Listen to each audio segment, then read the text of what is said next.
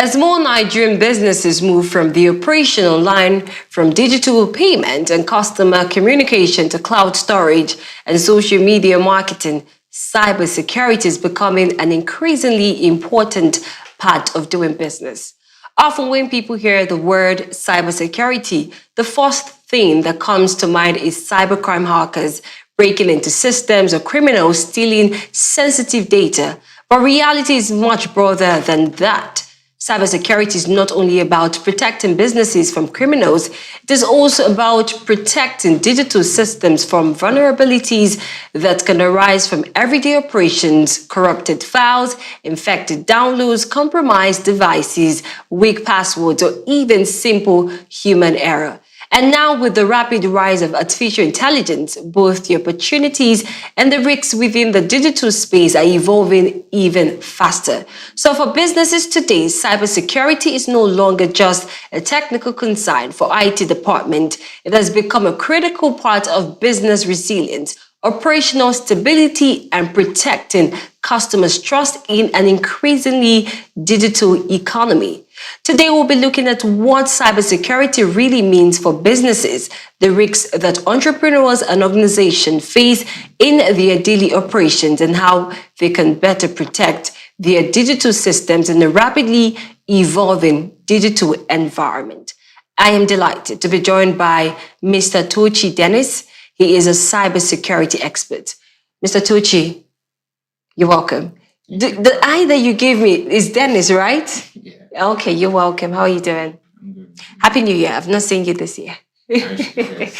Do not mind me. Okay, let's start with the basics. What exactly is cybersecurity? All right. Cybersecurity simply means protecting computers, phones, networks, and other payments, our computers, phones, networks, and our personal details online. Okay, so how would you assess the state of cybersecurity currently in Nigeria?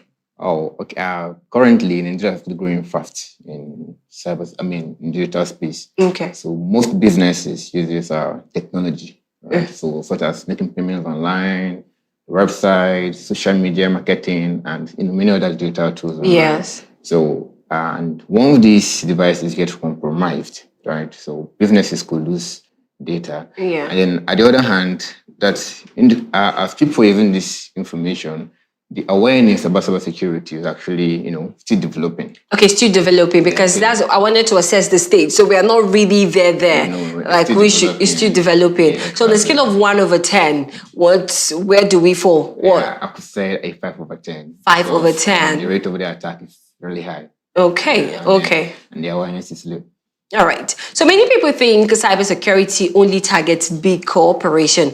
I did a research, right? And according to the research that have been carried out, right, cyber criminals are increasingly targeting small and medium-sized businesses. What can you say about that? Actually, the target, the small businesses are actually the easier targets. Oh, easier targets. Exactly, because the larger organizations show like they have all the security teams in place to secure their systems. Yes. They have stronger security devices. But the small organizations be like, we are just starting and then we have nothing to lose. And sometimes they don't even have enough budget to put into place to get those things. So and then the attackers knows this. Okay. So knows that these guys actually they have that in mind that we are not going to start big with security tools, so they attack them first. Okay. Start from them. Okay, just like you mentioned, the big corporation will do due diligence to protect their data and every other thing. Exactly. So tell us, right, what are some of the common cyber threats that small businesses are facing currently? Okay, we have the social media hacking. Okay. The fake payment alerts. We have the business email compromise where I can actually impersonate an organization, sending it to customers, pretending to be one. Example, I can impersonate a bank, where I send a message to all bank customers telling them that your bank has an issue, click on the link to verify. And when they do that, I actually believe that it's coming from your bank. So when they click on it, and then they get attacked or whatever the intention of the attacker is. And then most especially other attacker, the whole idea of the whole attack is that why it works is because they focus more on tricking people than actually, doing the main hacking. Oh. So let's talk about the hacking, right? We often hear about hacked social media pages. How does this actually work? Okay. Most of the times it works by people using weak passwords or via phishing. Okay, weak passwords or phishing. Phishing. Yes. Okay. So phishing is all about using digital communications to trick people into revealing sensitive data.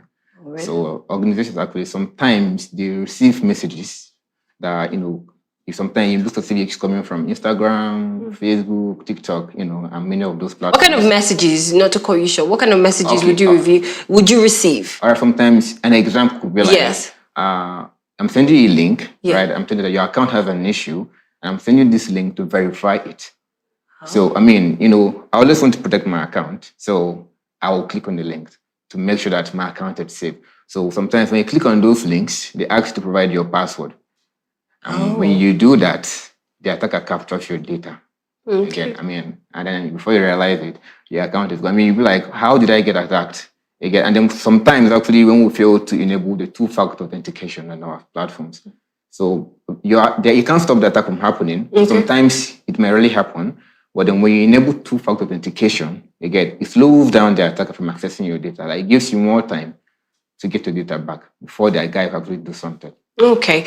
Since we just spoke about hacking of business pages, what about fake payment alerts? Because this is what a lot of businesses here in the South are facing.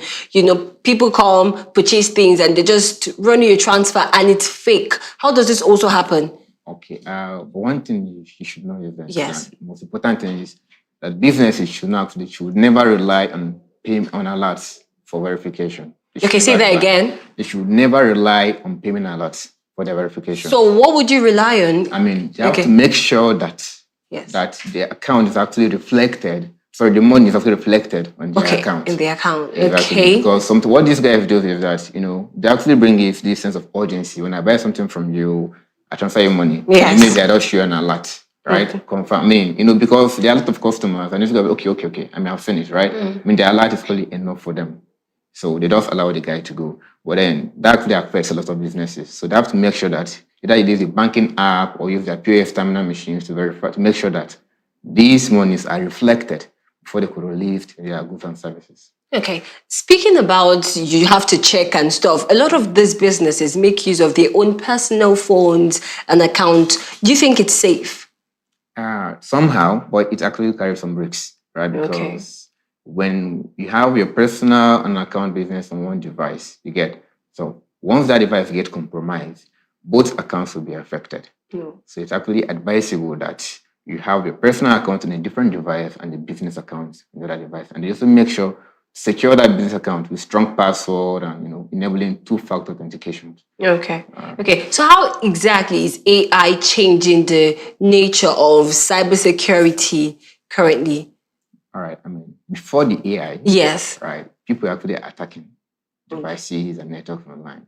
Now, the AI tool was really brought in to help the human perform their job faster. I see. So imagine a hacker who knows how to use the AI tool. Could we also use AI for the solutions? Exactly. Both is kind of a battle of technology. The attacker uses it to attack. Then the good guys, call them the ethical hackers, use it to defend. So everybody kind of who knows how to use it best. Okay. So at what stage should a business begin to seriously invest in cybersecurity protection? All right. From the beginning, from day one, that should be part of your plan. So if I open just one small shop somewhere, I should just start immediately. Exactly, because the thing is that we kind of have this idea in mind that my business has nothing to do. Yeah, exactly. Maybe even though it has nothing to do with money. But once you start collecting data from people and processing payments, you have to implement those, security tools. You have to put in security in your place. Though you don't have to make it that big. Or just the simple security controls can be like your, what they call a simple password, enabling two-factor authentication. These things are actually provided in some of these platforms that we use this. Okay. I want to ask this question, right? These hackers, when they go online and they're searching for business pages to hack, right? Let me just go back to the hacking. What are those pertinent things that they're really looking out for? Okay. Are there specific things that they really are looking out for? And if they see it, they know, this is a page worth taking down. Now, the thing is, right, we post things online on our social media platforms and website and more places. So an attacker actually, it depends on what he's looking for. Right. So it starts from your personal data. Okay. Right, your name, your address, your photos and stuff like that. And then we also have your security. Sometimes we just drop things online and we don't really check what we are posting. Sometimes we might drop in some sensitive information about you. You get like your credit card number and some sensitive about you. That these guys, I'll give an example. Yeah. Personally, if I am the one, right, coming to let's say we're on the same network with you. Okay. You get and what do you call it? We are on the same network, maybe on a public network that is not passworded. So basically what I actually do is I check around who is on the same network with me. You get? So I found out you're on the same network with me. I try to check, okay, how secure is your system? What is available for me to pick from your system? Right? What is actually open? Is your system passworded? Maybe there's no password on your system. So this is interesting stuff, right? Or there are services running that actually have vulnerabilities that I can exploit. So we're actually looking for the weaker part of this system of anything about you just to pick. So the whole idea is that you gather as much information as you need.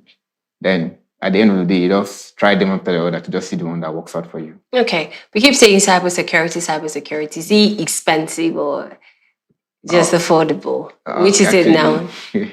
Yeah, but actually, people actually see cybersecurity as, an extremely expensive stuff. And is it? Nah, but actually, the main thing is that it focuses more, the whole protection stems from awareness and, good habits. Okay. Yeah, you get. So the thing is, when you come into the field, right, people use this, what they call them, strong password, two-factor authentications, and many other of these things. I guess these ones are the affordable ones that you could do for yourself. Exactly, because you don't pay for them. Okay. Like these are the things you need to know how to. Now, why most of these attacks happen is because we are not aware of them. You get? So you just need to be informed. You get information from one or two persons already in the field. Okay, you just mentioned there are ones that you can do and you don't pay for them. What about those that you can't do? And a lot of people are not even aware that this needs to be protected from the public. What are those things that you really need to protect? I know every other thing, but for a lot of people listening, okay, my password is strong, this one well protected, I can do this, like the cybersecurity expert said. What about those other things that you think they really need a cybersecurity expert to help protect? Okay, apart from, as you mentioned, your password. So it depends on what your business you're running. So I'll give an example. If I'm a business person, let's say I have a store. Right? And in a store, remember you have your goods, you run payments, and somehow you collect people's data. Sure. You get. So the businessman actually does is that from his door, he places the security guy there. So that's when you go to a store, they make sure that you're being checked, right? If you have any bag, they actually to drop it. So you don't even steal. Physically, they stop you not to steal something from the shop because you might be tempted actually to pick up something when you go in with your bag. You get. So they try to protect the store itself. Then coming to the people's data, they also make sure that when you're on the network, you get. So you make sure that every single information that they are keeping in the network is protected. Is passworded, and anybody coming to access those information is actually the only authorized users. So you don't allow guests or public anybody just to come and pick stuff. So like you have to regulate who comes into your system and what kind of information they're accessing, and you should also be able to account for them, right? In case of anything, you know how to trace it back. All right. So there are people listening and watching us right now, and they're like, no, I can't invest in anything that has to do with cybersecurity. What are the risks that are up for those people? Actually, one thing you should put in mind is that just a single security incident, a single weakness in your system can actually cause you a lot of damage. It can just take down your whole business. My God. You get. So the thing is that's extreme. Yeah, that's really because you remember, imagine a banking organization, right? A bank actually who takes people's money, their data, everything about you somehow to some extent. They're not implementing the security measures. You get. Now, what do you call them? You have once you're being attacked, right? The customer data is gone, the money is gone, right? And then to some extent, you lose trust. You get someone like me who works with a bank and my money gets taken from them. I won't trust the bank again. That means that their reputation has been damaged. True. So cybersecurity is to be seen as being, protecting your business. So it's about protecting your business online because this information, both physically actually and online, again, because at any point in time, you're holding people's data. you have to ensure that these informations are correct and protect at all times. Yeah, I love the fact that you made use of a bank as a typical example, because if they don't invest in cybersecurity, things would definitely go wrong. Exactly. Okay, so let's talk about technical steps Nigerian businesses can take from today henceforth, right, to protect themselves from cyber threats that you would give them. All right, I mean, starting, as I said, you don't have to really start big. You have to what? You don't really have to start big. Okay. You have to start with the basic things Yeah. that we know. And physically first, you have to be aware that, starting from your passwords, you have to implement or use a very strong password. All right. Things that does not cost you anything to do. All right. You enable two-factor authentications in your system. Right? These are like a second step of security. Yes. So once your password gets stolen, you have that guy there waiting for you. Just like physically, you have a gate. Then after the gate, before you enter into a building, you have a door. Right? That's like another second layer. Before the guy comes in, he's there protecting you. Then you also need to implement firewalls too. Right? If you're on the network, this also helps in regulating traffic on the network, right? And then we also have the multi-factor authentication. This is another tool to implement where you set up a password, your two-factor authentication, that is set up an OTP, right? And also a facial recognition. Facial recognition. You understand? So there is nobody, that I know that actually have, the same print. Yes. Both hand and the face, you get. So maybe you can get my password, that's fine, right? Maybe that's from me. You get to get an OTP because maybe you're my friend and somehow you manage to pick up the phone. Yes. The OTP from my phone. Yeah. Then how about the face? You have to come to me first, right? Yeah, and then true. if I'm not really aware, though, that was all for And there's also the fingerprint. So, exactly. So these are some things you have to implement. Okay. And also, businesses also train their staff too. Okay. Right? Apart from them knowing it, some of these business persons don't really stay there for themselves. They have staff working for them. True. So also needs to train them on how to use these tools and what to do at every point in time, right, in the business. Okay, and just to end this, right, a lot of us, people like me, I would want to open up an app and I want to create a password that is strong. You keep getting it's not strong, and stuff like that. What would you suggest to build up a strong password? Okay. Basically, as an attacker, we know that people sometimes time to time will forget our password and we'll change it. So we tend to use things that are close to us. Our names, date of birth. These are really simple. They can fully remember. Yeah. But I think one of the strongest passwords you can use is a passphrase. Passphrase. Okay. Passphrase. What does that comprise of? You have like a sentence. And I can use a password like I'm going home. Oh, wow. Right, that could be my password. You heard that, ladies and gentlemen? So, okay. I guess maybe, you just give something that is kind of close to you, but you don't have to do with your name. Okay. Right, maybe my favorite food is, you get rice or stuff, but you have to make it. So that's a strong password. Exactly. So now when you write that, you don't just join them together. You give spaces. Now, for a hacker or for even a machine to guess that password, it takes it a lot of years. Right, and then there are some sites where you can go to check how strong your password is. So you go in there and type in your password. It'll tell you how many years or how long it takes someone or a machine to guess your password. Okay. Exactly. So that could actually help. So in case you're actually thinking of, okay, how do I know one? This site will also help you too. All right. Yeah. All right. Mr. Dennis Duchi. Yes. Cybersecurity expert. This has been so beautiful. If there is one thing that I had to take home today, is the last one, the password. I love it. Passphrase. Okay, the passphrase. Yeah. Oh, thank you. Thank you very much for coming on the show. It's been a pleasure. Yeah. We appreciate it. Okay. Ladies and gentlemen, please make sure you implement that passphrase. Make sure, because we don't want hackers or anything trying to mess up with your business page. All right? And yes, that is it for the Eastern Business Report, and the Afia Business Morning returns tomorrow. Many thanks for staying with us. My name is Noma, and bye for now.